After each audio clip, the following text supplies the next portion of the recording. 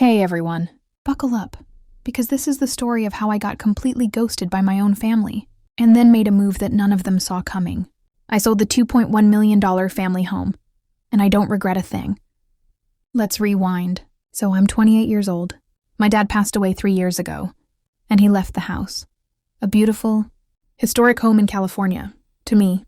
My mom and my older brother, Jason, we each had a 1/3 share, but I was the one living there, taking care of the property, paying for upkeep, even managing my dad's antique collection. I basically kept the place from falling apart. My mom moved in with Jason about a year after Dad died, and they both live comfortably in the city. We weren't super close after that, but we still talked. Or at least, I thought we did. Now here's where things start to sting. A few months ago, I started noticing some weird changes. I'd call my mom, no answer. I'd text Jason, nothing. Emails left on read. I figured they were just busy. But days turned into weeks. Then weeks turned into over a month of total silence. I got that sinking feeling in my gut. Something wasn't right. So I did what any suspicious younger sibling would do. I looked them up on social media. That's when I saw it. Photos from a family reunion. Smiling faces. Backyard BBQ. My aunt from Texas. Cousins from New Jersey. Everyone was there, except me.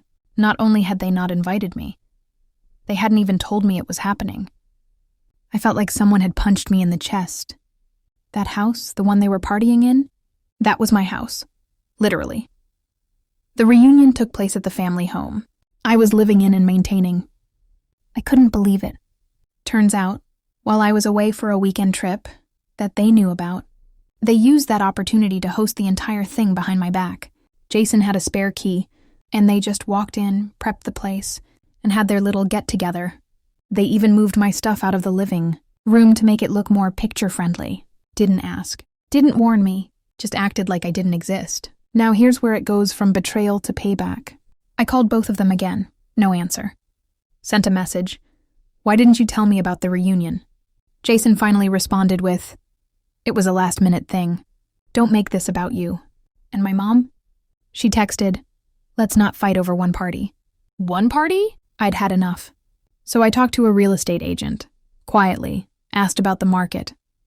Turns out, that house was worth way more than I thought, $2.1 million. I called a lawyer.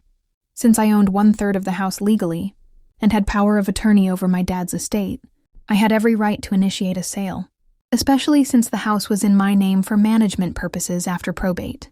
My brother and mom, they technically had shares, but they'd never handled anything, not a bill. Not a repair, not even property tax. 2 weeks later, the for sale sign went up. Let's just say they suddenly remembered how to contact me. Jason called, screaming, what the hell are you doing? Mom texted, you're being emotional. Take the sign down. We can talk. But no, now they wanted to talk. I told them, you ghosted me. You partied in my house like I didn't exist. Now you can split a check instead of a living room. The house sold fast, 3 weeks later. All legal. All above board. After paying off the mortgage and fees, we each got a little over $660,000. They didn't even say thank you, but I took my share, moved to a mountain town, and started over. I got a little cabin, adopted a dog, and finally felt peace. And you know what? Sometimes family isn't just who you're born into. It's who shows up, who respects you, and who includes you. If they don't, you don't owe them your space, your silence, or your house. Thanks for listening, and if you're ever ghosted by the people you trust most, just remember, the comeback can be way louder than the betrayal.